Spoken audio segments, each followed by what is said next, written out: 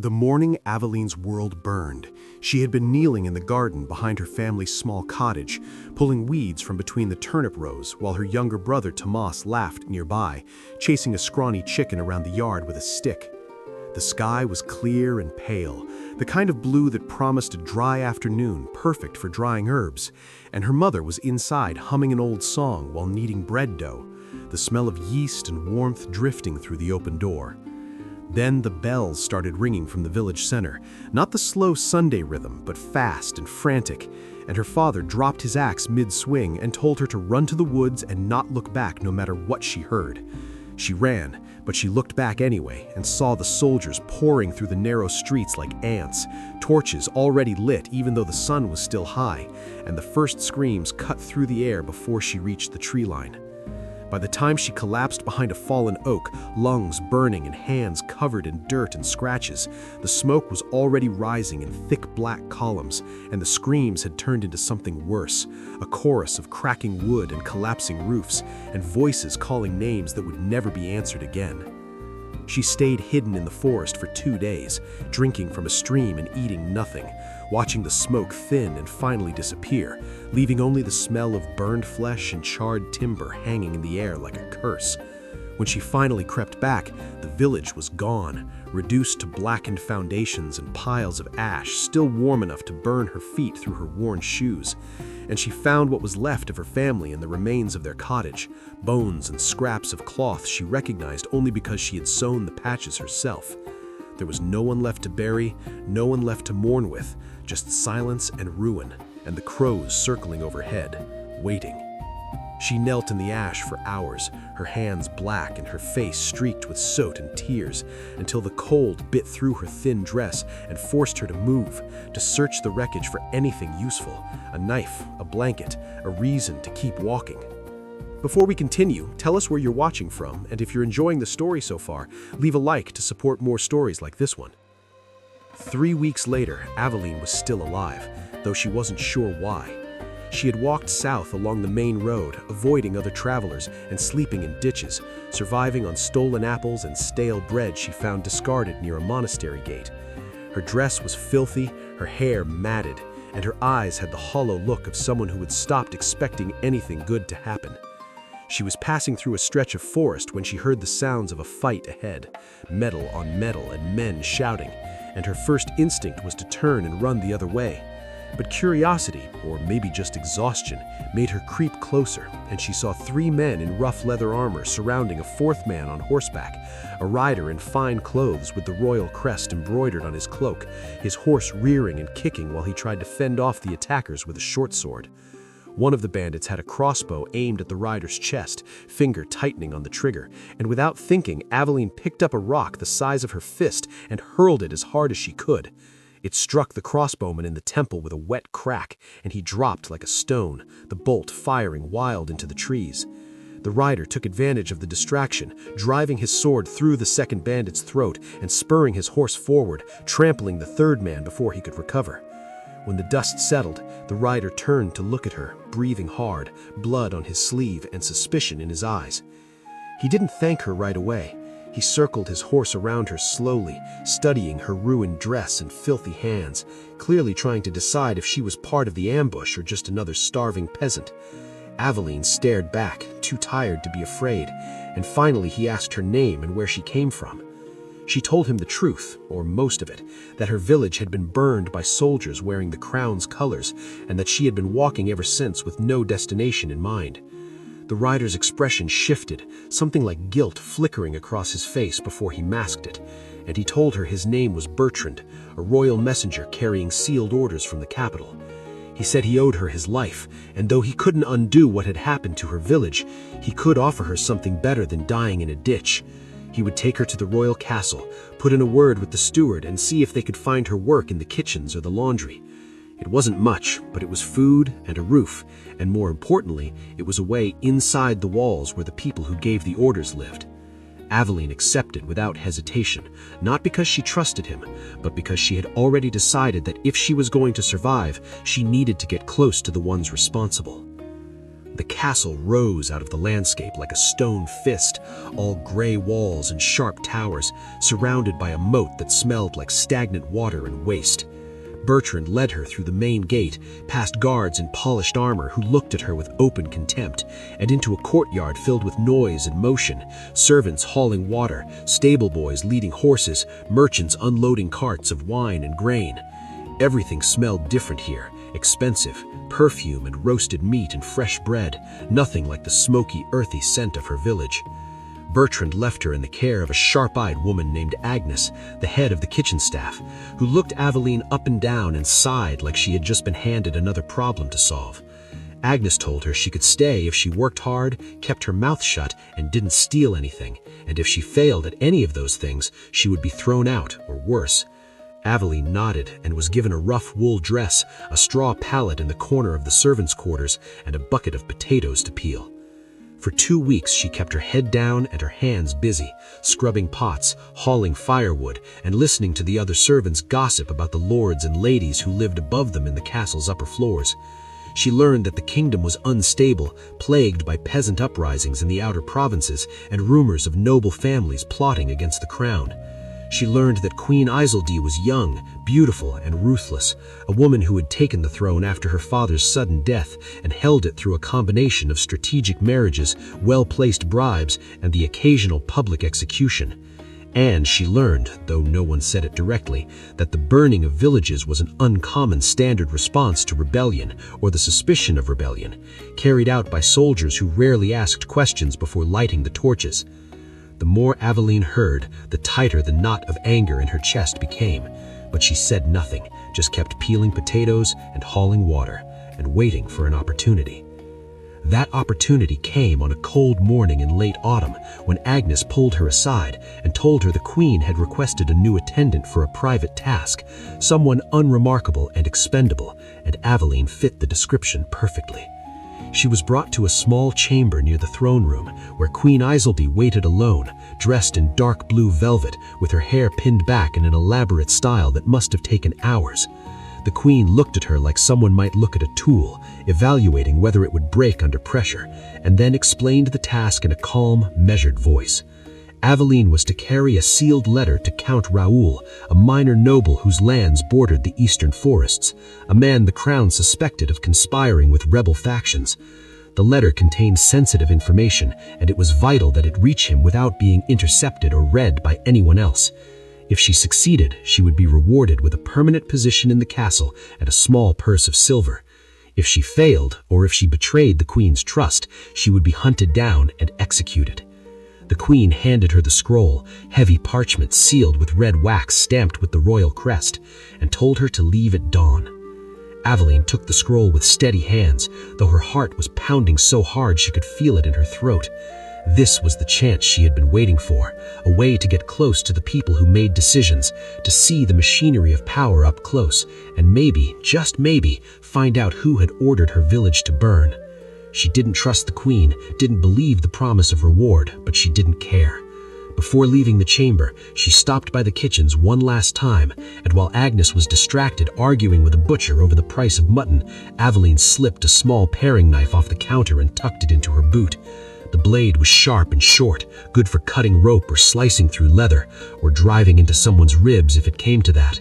As she walked out through the castle gates into the cold dawn air, the scroll tucked inside her cloak and the knife pressing against her ankle, Aveline made a silent promise to herself. If the Queen was lying, if anyone tried to stop her or use her as a pawn, she wouldn't deliver the message with respect or loyalty. She would deliver it with blood. The road east was little more than a muddy track carved through dense forest, barely wide enough for a cart. And within hours of leaving the castle, Aveline's boots were caked in thick clay that sucked at her heels with every step. The horse the Queen had provided was an old mare with ribs showing through her dull coat, more accustomed to pulling plows than carrying riders, and she moved with the kind of stubborn slowness that made every mile feel like 3. The air was damp and cold, carrying the smell of rotting leaves and distant rain, and the trees pressed in close on both sides, their branches forming a tangled canopy that blocked out most of the sky. Aveline kept one hand on the reins and the other resting near the knife in her boot, eyes scanning the shadows for movement, ears tuned to every crack of a twig or rustle of undergrowth. She had heard stories from the other servants about what happened to lone travelers on these roads, tales of bandits who stripped corpses and left them hanging from trees as warnings, and she had no illusions about what would happen if she were caught alone and unarmed. By the third day, the landscape had shifted from thick forest to rolling hills dotted with skeletal trees and abandoned farmsteads, their roofs caved in and fields overgrown with weeds. The few people she passed on the road, mostly farmers hauling produce to market or pilgrims heading to distant shrines, gave her wide berths and avoided eye contact, as if poverty and misfortune were contagious.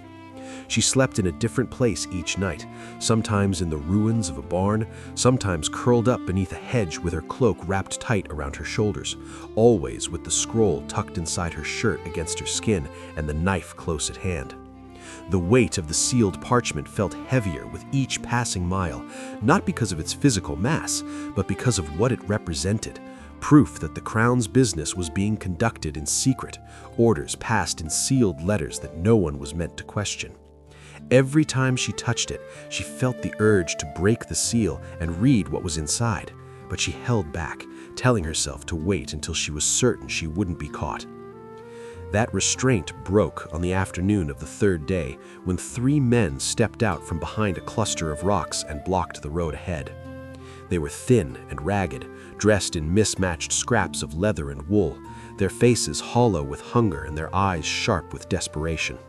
The tallest one carried a rusted machete, the second had a wooden club studded with nails, and the third held a length of chain wrapped around his fist like a gauntlet. They didn't bother with threats or demands, just spread out across the path and started walking toward her with the slow, deliberate confidence of predators who knew their prey had nowhere to run. Aveline yanked the reins hard, wheeling the horse around, and kicked her heels into the animal's flanks, urging her into a clumsy gallop back the way they had come. The bandits shouted and gave chase, boots pounding on the packed dirt, and she could hear them gaining ground, their breath ragged and their curses getting louder. She veered off the road and into the forest, ducking low to avoid branches that whipped at her face and tore at her cloak, the horse stumbling over roots and rocks, but somehow keeping her footing. Behind her, the bandits crashed through the undergrowth, their voices echoing between the trees, and she realized with cold clarity that she wasn't going to outrun them on a half-starved mare. She spotted a narrow stream cutting through the forest floor, its banks steep and slick with moss, and she urged the horse toward it, leaping down at the last second and slapping the animal's rump to send her running in the opposite direction. The mare bolted, hoofs splashing through the water, and Aveline threw herself behind a massive fallen oak, its trunk hollowed out by rot and age, crawling inside the damp, stinking cavity and pulling her knees up to her chest. She pressed her back against the spongy wood, mouth open to quiet her breathing, and listened as the bandits crashed past, following the sound of the horse's hoofs fading into the distance. She stayed inside the rotting log for what felt like hours, her body shaking from cold and adrenaline, the smell of decay and wet earth so strong it made her gag. When the forest finally went quiet, except for the drip of water and the distant call of a crow, she crawled out slowly, covered in splinters and bits of fungus, and checked to make sure the scroll was still tucked safely inside her shirt. It was damp, but intact, the wax seal unbroken, and she clutched it against her chest for a moment, letting the reality of how close she had come to losing it or dying sink in. The horse was gone, probably miles away by now, and she had no choice but to continue on foot. She found the road again as the light began to fade, the sky turning the color of old bruises, and she kept walking until her legs felt like they would give out, finally stopping when she spotted the dark outline of an abandoned barn against the horizon. The barn smelled like old hay and mice, its roof half collapsed and the floor littered with broken tools and birds' droppings. But it was shelter, and it was empty, and that was enough. Aveline climbed up into what remained of the hayloft, spreading her cloak out on the damp boards and sitting with her back against a support beam, the scroll still pressed against her ribs. Outside, rain began to fall, a steady drumming on the broken roof that filled the silence, and she finally allowed herself to think about what she was carrying. The queen had said the letter contained sensitive information for Count Raoul, something important enough to risk sending a peasant girl alone through dangerous territory. But the more she thought about it, the less sense it made. Why not send a trained courier, someone with a fast horse and armed escort? Why choose someone expendable, someone no one would miss if she disappeared? These questions gnawed at her, and the longer she sat there listening to the rain and tasting the stale hay dust on her tongue, the more convinced she became that she needed to know what was written on that parchment. She pulled the scroll out slowly, turning it over in her hands, studying the deep red wax seal with its intricate royal crest pressed into the surface. Breaking it would be treason, punishable by death if anyone found out. But staying ignorant felt worse, like walking blindfolded towards a cliff. She took a breath, dug her thumbnail under the edge of the wax, and peeled it away in one careful motion, the seal cracking cleanly in half. The parchment unrolled stiffly, revealing lines of tight, angular script written in black ink, and she held it up to catch the faint light filtering through the holes in the roof. Most of it was written in formal court language she barely understood, phrases about loyalty and the stability of the realm, but two things stood out with brutal clarity. Near the middle of the page, in slightly larger script, were the words "Order to Burn," and directly below them, the name of her village, spelled out in the same careful handwriting. The world seemed to tilt sideways, and for a moment she couldn't breathe, couldn't think, couldn't do anything except stare at the words as if staring hard enough would change them. The order to destroy her home, to kill her family and everyone she had ever known, had come from the crown, signed and sealed by the same queen who had looked at her with calm, measured eyes and offered her a chance at a better life. The same woman who called the burning a tragedy, who spoke with something that sounded almost like sympathy, had been the one who gave the command. Her hands started to shake, the parchment crinkling in her grip, and she felt something cold and hard settle in her chest, replacing the hollow ache she had carried for weeks. It wasn't just grief anymore, it was rage, pure and sharp, the kind that didn't fade or soften, but burned hotter the longer it sat. She read the rest of the letter carefully, forcing herself to focus through the anger, and realized it was addressed to Count Raoul as a warning, accusing him of harboring rebel sympathizers and threatening similar consequences if he didn't fall in line.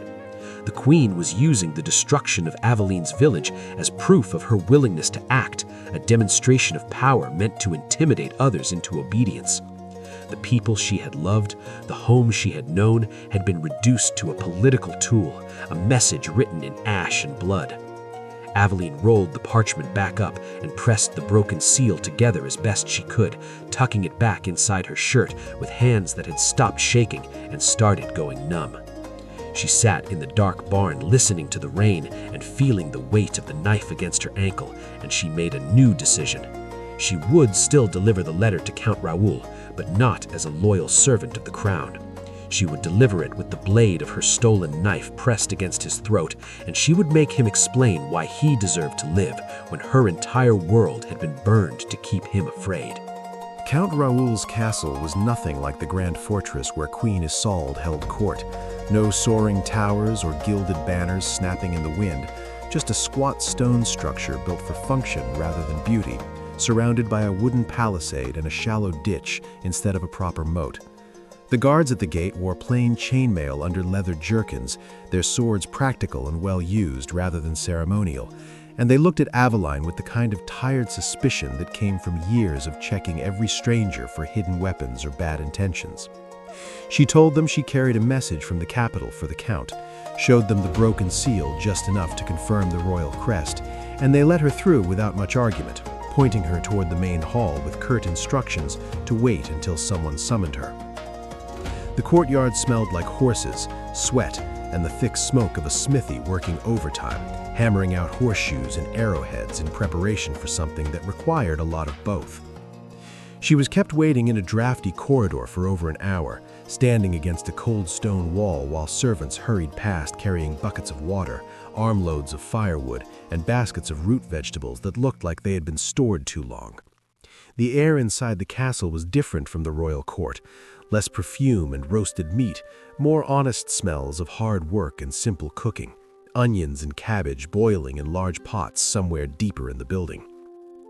When a young steward finally came to fetch her, he led her up a narrow staircase to a small chamber that served as both office and meeting room, its walls lined with maps marked in faded ink and shelves cluttered with ledgers and sealed documents.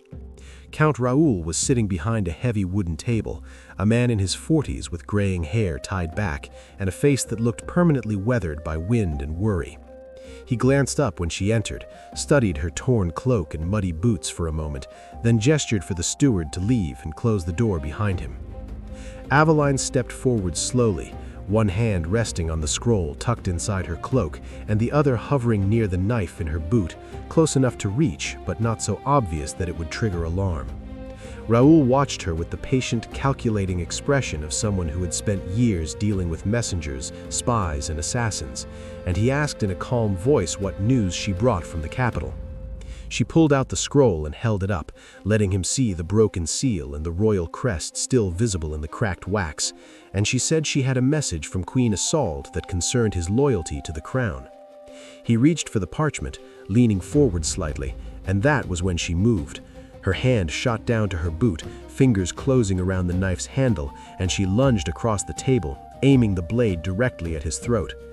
Raoul reacted faster than she expected, twisting sideways and throwing up his arm to deflect the strike, the knife slicing through his sleeve and drawing a line of blood across his forearm instead of sinking into his neck. He shouted for guards, his voice sharp and commanding, and before Aveline could pull back for a second strike, the door burst open and 2 soldiers rushed in, grabbing her from behind and slamming her down onto the stone floor with enough force to knock the air out of her lungs. One of them twisted her arm behind her back until she felt something close to breaking, and the knife clattered across the floor, spinning to a stop near the Count's boot. She tried to thrash free, kicking and biting, but the second guard pressed his knee into her spine and held her down, his weight crushing her ribs and making it hard to breathe. The cold stone pressed against her cheek, gritty and unforgiving, and she could taste blood in her mouth from where she had bitten her tongue. Raoul stood up slowly, pressing a hand to his bleeding arm and staring down at her with a mixture of confusion and anger, and he asked in a steady voice why a messenger from the Queen had just tried to kill him. Aveline spat blood onto the floor and forced the words out through gritted teeth, her voice raw and shaking with rage. She told him he knew exactly why, that he had ordered the burning of her village, that the letter she carried was proof the crown had sanctioned the massacre, and that she had come to make him pay for what he had done. The room went silent except for the sound of her ragged breathing and the crackling of a fire in the hearth, and Raoul's expression shifted from anger to something else, something that looked almost like genuine surprise. He told the guards to hold her but not hurt her further, and he bent down to pick up the scroll from where it had fallen, unrolling it carefully and reading the contents with narrowed eyes. When he finished, he set the parchment down on the table and looked at her again, this time with an expression that was harder to read, part frustration and part grim understanding. He said she had the wrong man, that he had never ordered any village burned, and certainly not hers, and if she would stop trying to kill him long enough to listen, he could prove it. Aveline struggled against the guard's grip, refusing to believe him, but Raoul ignored her protests and walked over to one of the shelves, pulling down a leather-bound ledger and flipping through pages covered with neat columns of dates, locations, and official seals. He found where he was looking for and brought the ledger over, holding it open so she could see, and pointed to a specific entry from 3 months earlier, a record of grain shipments and tax collections from her region. Next to the entry was a notation in different handwriting, rougher and less formal, stating that certain villages had been flagged for investigation due to suspected rebellion, and all inquiries should be directed to the royal advisor, Lord Gauthier. Raoul set the ledger down and crossed his arms, wincing slightly from the cut on his forearm, and he explained in a low, careful voice what Aveline was looking at. The order to burn her village had not come from him, and it had not truly come from the Queen either, at least not in the way the forged letter suggested. The signature on the parchment she carried was an imitation, crude enough that anyone familiar with royal correspondence would spot immediately, and the real author was Lord Gauthier, the Queen's chief counselor, and a man Raoul had been quietly investigating for years. Gauthier had been the feudal lord who controlled Aveline's region before the current queen took power, a minor noble who had climbed to prominence through strategic marriages and carefully hidden crimes. He had a history of bleeding peasants dry with excessive taxes, silencing complaints with threats and violence, and when some of the villagers in Aveline's area started organizing resistance, refusing to pay tributes they could no longer afford, Gauthier decided to eliminate the problem permanently. Aveline felt the anger in her chest twist into something colder and more complicated, confusion mixing with the rage, because the story Raoul was telling made a terrible kind of sense. She remembered Gauthier, or at least the vague shape of him, a tall man on a black horse who rode through the village twice a year to collect taxes, always flanked by armed men, and always wearing an expression of bored contempt. She remembered her father complaining about the increasing demands, about grain taken even when the harvest was poor, about neighbors who spoke too loudly about unfairness and then disappeared in the night. Raoul continued speaking, his voice steady and matter-of-fact, explaining that Gauthier had forged the queen's seal and created the order to burn the village as a way to cover his tracks, eliminating witnesses who could testify to his abuses, and framing the massacre as a legitimate response to rebellion. By the time anyone questioned the order, the village was already ash, and there was no one left to contradict the official story. Aveline felt the anger in her chest twist into something colder and more complicated, confusion mixing with the rage, because the story Raoul was telling made a terrible kind of sense. She remembered Gauthier, or at least the vague shape of him, a tall man on a black horse who rode through the village twice a year to collect taxes, always flanked by armed men, and always wearing an expression of bored contempt. She remembered her father complaining about the increasing demands, about grain taken even when the harvest was poor, about neighbors who spoke too loudly about unfairness and then disappeared in the night. Raoul continued speaking, his voice steady and matter-of-fact, explaining that Gauthier had forged the queen's seal and created the order to burn the village as a way to cover his tracks, eliminating witnesses who could testify to his abuses, and framing the massacre as a legitimate response to rebellion. By the time anyone questioned the order, the village was already ash, and there was no one left to contradict the official story. Aveline felt the anger in her chest twist into something colder and more complicated, confusion mixing with the rage, because the story Raoul was telling made a terrible kind of sense. She remembered Gauthier, or at least the vague shape of him, a tall man on a black horse who rode through the village twice a year to collect taxes, always flanked by armed men, and always wearing an expression of bored contempt. She remembered her father complaining about the increasing demands, about grain taken even when the harvest was poor, about neighbors who spoke too loudly about unfairness and then disappeared in the night. Raoul continued speaking, his voice steady and matter-of-fact, explaining that Gauthier had forged the queen's seal and created the order to burn the village as a way to cover his tracks, eliminating witnesses who could testify to his abuses, and framing the massacre as a legitimate response to rebellion. By the time anyone questioned the order, the village was already ash, and there was no one left to contradict the official story. Aveline felt the anger in her chest twist into something colder and more complicated, confusion mixing with the rage, because the story Raoul was telling made a terrible kind of sense. She remembered Gauthier, or at least the vague shape of him, a tall man on a black horse who rode through the village twice a year to collect taxes, always flanked by armed men, and always wearing an expression of bored contempt. She remembered her father complaining about the increasing demands, about grain taken even when the harvest was poor, about neighbors who spoke too loudly about unfairness and then disappeared in the night. Raoul continued speaking, his voice steady and matter-of-fact, explaining that Gauthier had forged the queen's seal and created the order to burn the village as a way to cover his tracks, eliminating witnesses who could testify to his abuses, and framing the massacre as a legitimate response to rebellion. By the time anyone questioned the order, the village was already ash, and there was no one left to contradict the official story. Aveline felt the anger in her chest twist into something colder and more. The journey back to the royal castle took 4 days instead of 3 because Aveline walked most of the way, refusing the horse Count Raoul offered and choosing instead to move slowly, using the time to think through what she had learned and what she planned to do with it. The roads were colder now, the sky a constant gray that threatened snow, and the few travelers she passed looked hunched and miserable, wrapped in thin cloaks that did little to keep out the biting wind. She carried the forged letter tucked inside her shirt again, along with a second document Raoul had given her, a copy of his ledger entry showing the notation about Gautier's involvement, sealed with the Count's own mark as proof of its authenticity. The weight of both papers pressed against her ribs like stones, and every step brought her closer to a confrontation she wasn't sure she would survive. By the time she reached the castle gates, her boots were falling apart, her hands were cracked and bleeding from the cold, and her face had the hollow, hardened look of someone who had stopped caring about comfort or safety. The guards recognized her vaguely, waved her through without much interest, and she made her way across the courtyard toward the servants' entrance, ignoring the stares from stable boys and washerwomen who looked at her like she had returned from the dead.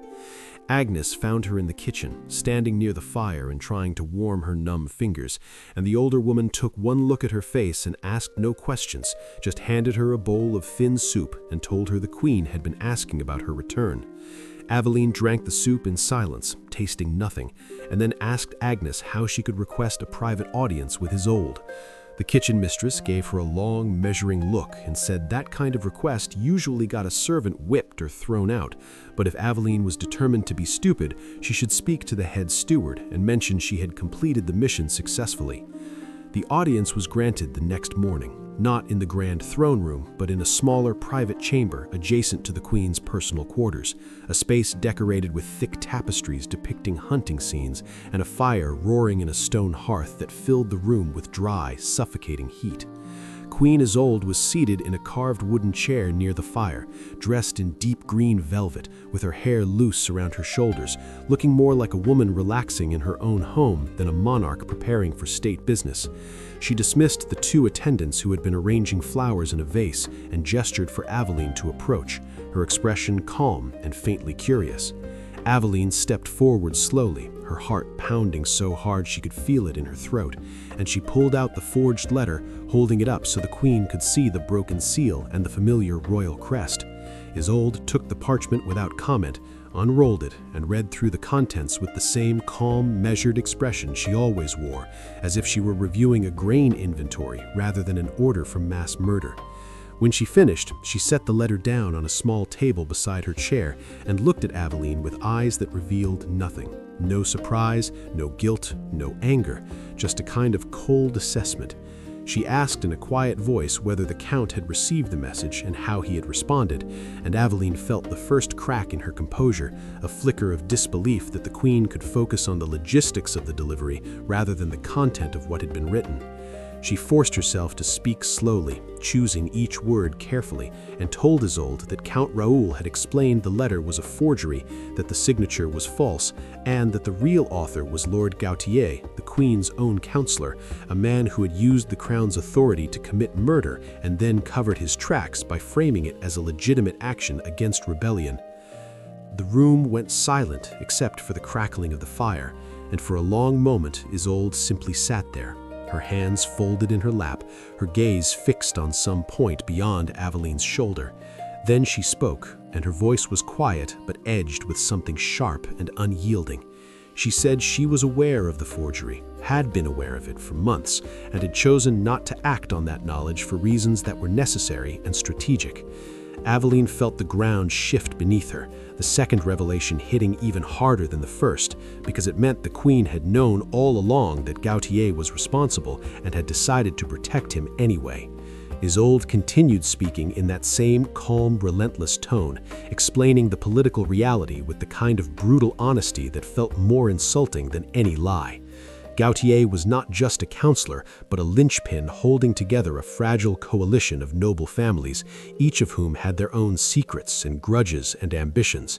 He knew which lords were cheating on their taxes, which ones were planning marriages to consolidate power, which ones had bastard children or hidden debts or treasonous correspondence buried in their archives.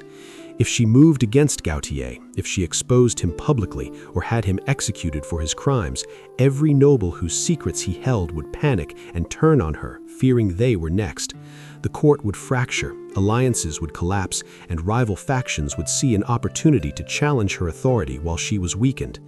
Isolde leaned forward slightly, her gaze locking onto Aveline's with an intensity that felt almost physical, and she said in a voice that carried no apology or regret that she had made a choice. She had chosen to let one village burn, to let Gautier's crime go unpunished, in order to keep the kingdom stable and prevent a cascade of violence that would have killed thousands more.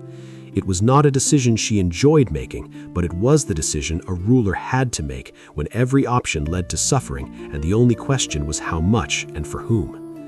Aveline felt something cold and heavy settle in her chest, a mix of rage and nausea, and a kind of adult understanding that was worse than ignorance. She wanted to scream, to attack, to pull the knife from her boot and drive it into the queen's throat, but her hands stayed at her sides, clenched into fists so tight her nails bit into her palms. She asked in a voice that barely held together why the queen had bothered to send her on the mission at all, why go through the charade of delivering the letter if the queen already knew the truth and had no intention of acting on it. Isolde's expression didn't change, but something flickered in her eyes, a brief flash of what might have been guilt or calculation or simple weariness. She said she had sent Aveline because she needed to know whether the Count would challenge the accusations in the letter or accept them quietly, and she needed someone expendable to carry the message, someone whose death or disappearance would not create political complications. If Aveline had been killed by bandits or executed by the Count, it would have been unfortunate but manageable. If she succeeded and returned, as she had, it provided useful information about Raoul's loyalty and gave Isolde leverage to use in future negotiations. The coldness in Aveline's chest turned into something sharper, a kind of clarity that cut through the confusion and grief. The queen had used her as a tool, a disposable piece in a game she barely understood, and now Isolde was explaining it with the same detached efficiency she might use to discuss crop yields or tax collection. There was no pretense of compassion, no attempt to soften the reality, just the brutal truth laid out like a ledger of debts and assets.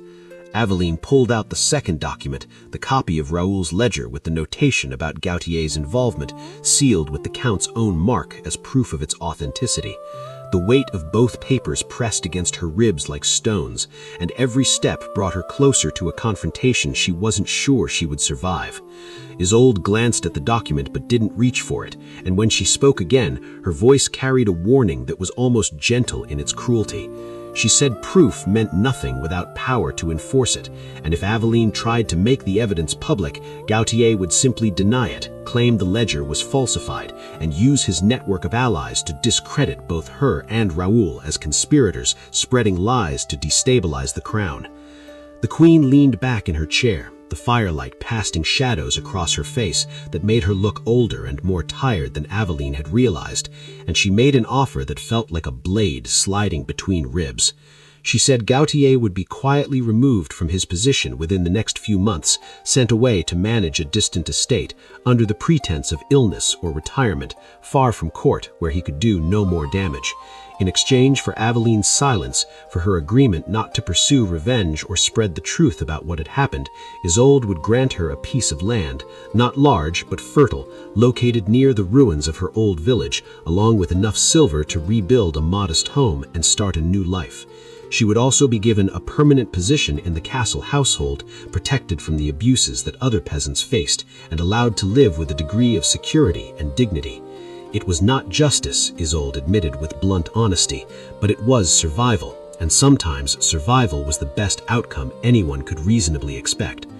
Aveline stood there feeling the heat of the fire on one side of her body and the cold draft from the stone walls on the other, and she understood with bitter clarity that this was the real choice, the one that mattered. She could refuse the offer, try to expose Gautier and force the truth into the open, and watch as the kingdom tore itself apart in the resulting chaos, with thousands of peasants dying in famines and skirmishes while the nobles fought for power. Or she could accept the deal, swallow her rage and grief, and live knowing that the man who ordered her family's death would spend his remaining years in comfortable exile, unpunished and protected by the same crown that claimed to value justice. There was no third option, no heroic path where she got revenge without consequence, no way to win that didn't require her to compromise everything she believed about right and wrong. Isolde watched her with those calm, unreadable eyes, waiting for an answer, and Aveline realized that this moment, standing in a warm room with tapestries on the walls and a queen who spoke in cold calculations, was the exact moment her childhood ended and the adult world revealed its true face, ugly and unforgiving and utterly indifferent to what she wanted or deserved. Aveline didn't answer the queen immediately, couldn't force the words past the tightness in her throat, and Isolde seemed content to let the silence stretch, her gaze patient and implacable, as if she had all the time in the world to wait for the inevitable surrender. The fire crackled and popped, sending sparks up the chimney, and somewhere in the castle a bell tolled the hour, each chime marking another second that Aveline stood frozen between two impossible choices. She thought about the faces she had lost, her mother kneading bread with flour dusted across her hands, her brother laughing as he chased chickens through the yard, her father's rough voice telling her to run and not look back. She thought about the screams she had heard from the forest, the smell of burning flesh that still haunted her dreams, and the ash-covered ruins where she had found what was left of her family reduced to charred bones and scraps of fabric. And then she thought about the faces she had met on the road back to the castle. The old woman, Margot, who had shared a loaf of bread without asking for anything in return. The boy, Simon, begging near the gates with ribs showing through his torn shirt. The young guard, Jihan, who had helped her navigate the castle's corridors when she was lost and frightened. Those people would die if the kingdom collapsed into civil war, not quickly in battle, but slowly from hunger and disease, and the casual violence that always followed when order broke down and desperate men turned predator. Aveline had seen it already in the abandoned farmsteads along the road, roofs caved in and fields gone to seed, entire families vanished because they couldn't survive another failed harvest or another round of soldiers demanding supplies. If she pushed for justice, if she forced the truth into the open and watched Gautier fall, she would be killing them just as surely as if she put a blade in their backs herself.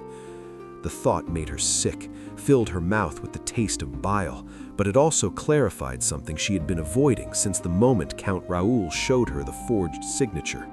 Revenge was a luxury she couldn't afford, not if the price was paid in other people's blood. She looked at Queen Isolde and saw not a villain or a savior, but something more frustrating and mundane, a woman making calculations based on incomplete information and competing pressures, choosing the option that seemed least catastrophic, even when every option was terrible. It didn't excuse the decision to protect Gautier, didn't make the deaths of Aveline's family any less unbearable, but it shifted the shape of her anger from something sharp and focused to something diffuse and exhausting. She asked in a hoarse voice what guarantee she had that the queen would actually follow through, that Gautier would truly be removed, and that she would receive the land and protection promised. Isolde didn't smile or offer reassurances, just reached into a drawer in the table beside her chair and pulled out a sealed document, already prepared as if she had known all along how this conversation would end. The parchment bore the royal seal, unbroken and official, and it detailed the exact terms of the agreement, the location and size of the land grant, the amount of silver to be provided, and the formal appointment to a position in the household staff with protections against dismissal or abuse. The queen set the document on the table between them and told Aveline she could take it or leave it, but the offer would expire the moment she walked out of the room, and if she refused, she would be escorted back to the servants' quarters with nothing but the knowledge of what she had learned and no means to act on it. Aveline picked up the parchment with hands that felt numb and disconnected from her body, read through the formal language that reduced her family's deaths to a line item in a political transaction, and felt something fundamental break inside her, not loudly, but with the quiet finality of a bone cracking under too much weight. She folded the document carefully, tucked it inside her shirt next to the forged letter in the ledger copy, and told the Queen in a voice that sounded like it belonged to someone else that she accepted the terms. Isolde nodded once, a small gesture of acknowledgement that carried no triumph or sympathy, and said the arrangements would be made within the week.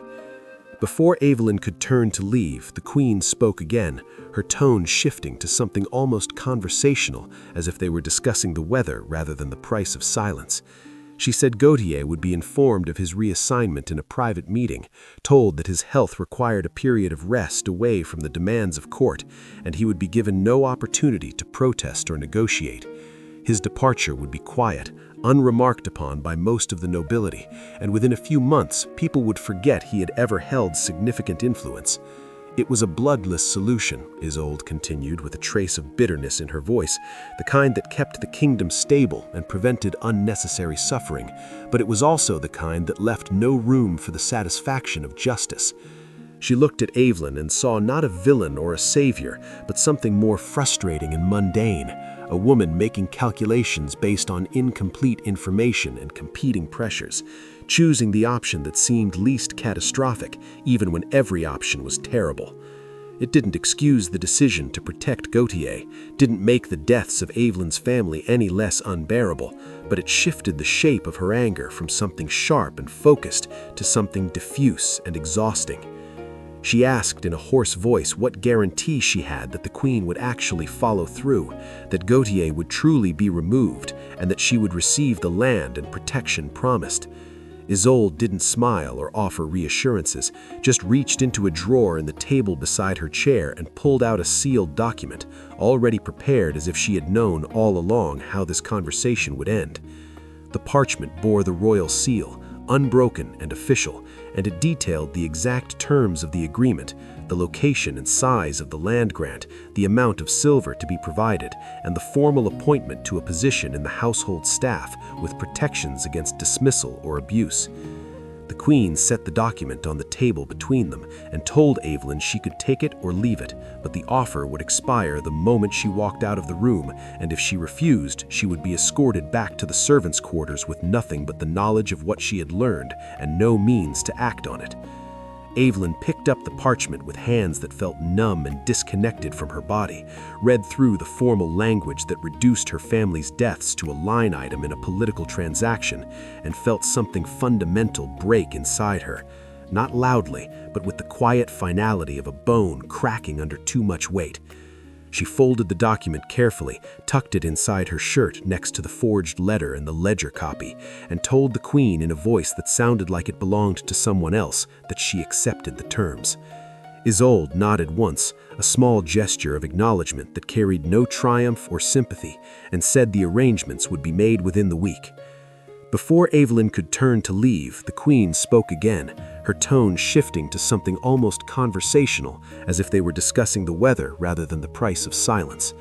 She said Gautier would be informed of his reassignment in a private meeting, told that his health required a period of rest away from the demands of court, and he would be given no opportunity to protest or negotiate.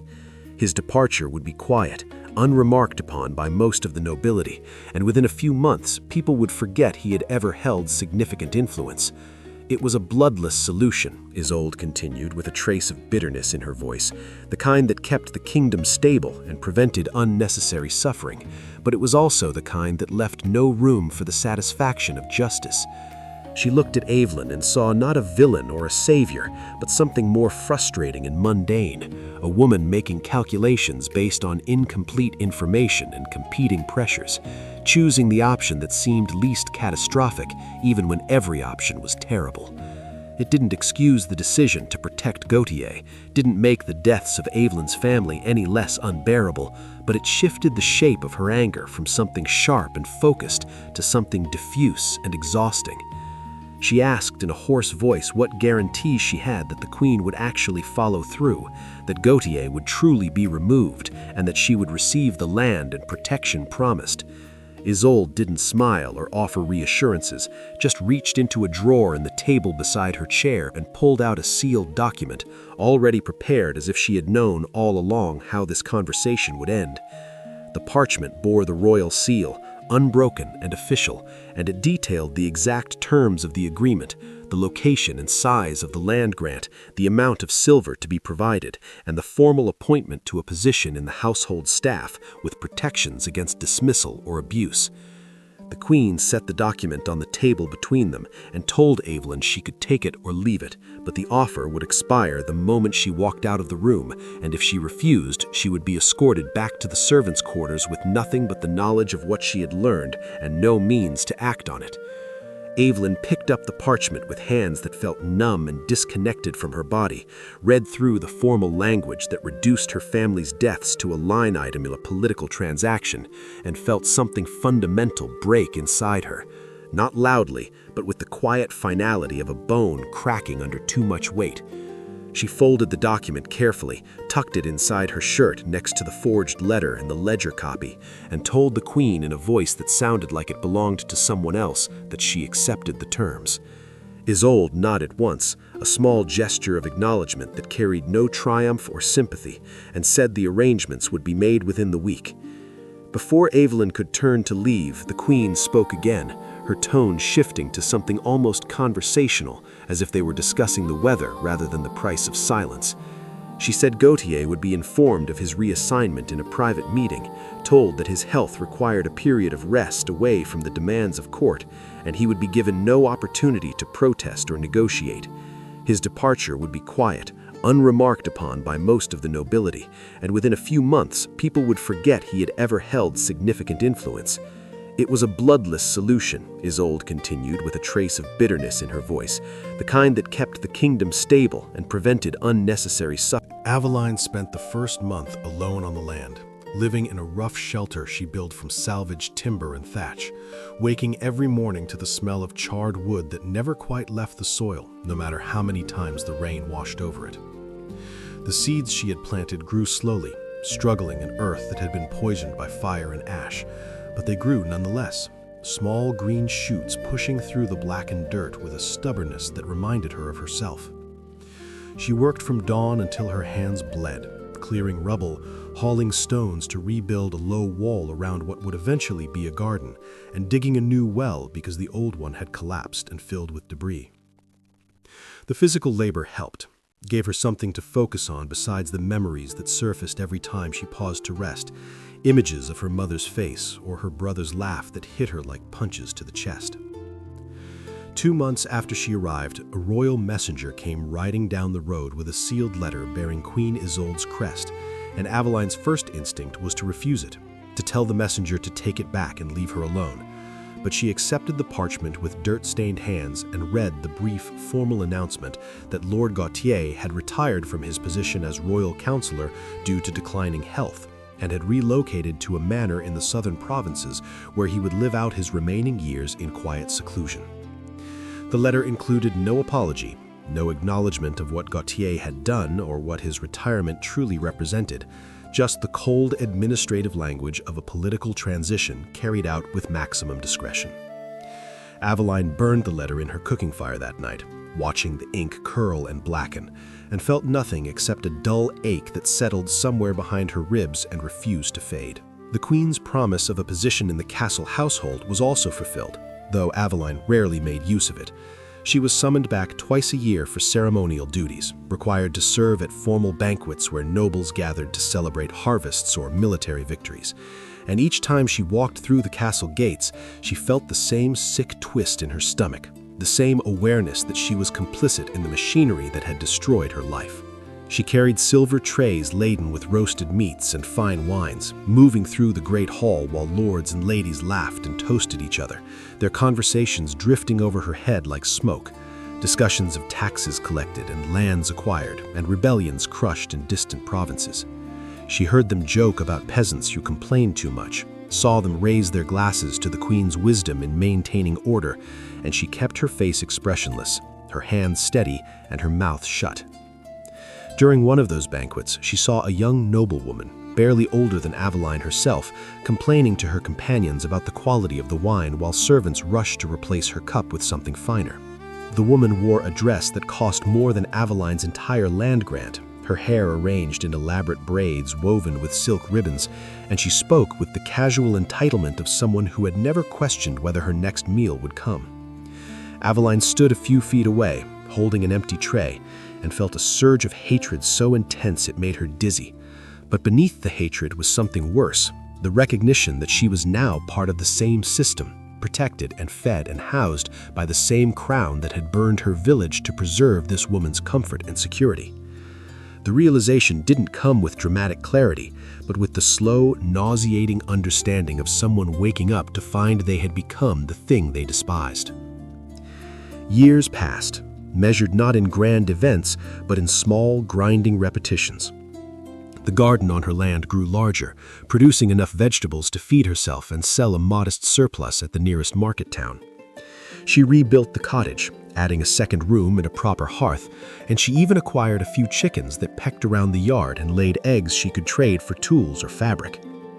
To anyone passing through, she might have looked like a woman who had survived tragedy and built something new, someone who had overcome loss and found a measure of peace.